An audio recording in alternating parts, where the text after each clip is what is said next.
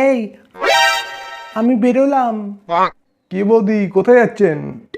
আরে আজকে পয়লা বৈশাখ না, আমাদের পাড়ায় সাংস্কৃতিক অনুষ্ঠান আছে, ওখানে আমার দুটো গানের পারফরমেন্স আছে। হ্যাঁ। ও, আপনি গানও গাইতে পারেন?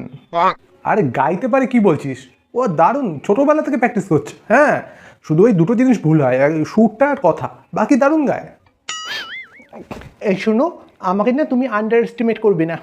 তুমি জানো বিয়ের আগে আমি গানের জন্য রোজ 500 টাকা করে ইনকাম করতাম। আরে বাবা, হ্যাঁ হ্যাঁ জানি তো, আমি অতবার বলতে হবে না। তোমার পাড়ার লোকেরা রোজ সকালে গিয়ে তোমার হাতে 500 টাকা ধরেই দিত, যাতে তুমি আমার রেওয়াজটা শুরু না করে দাও। बड़ा हरामी हो बेटा।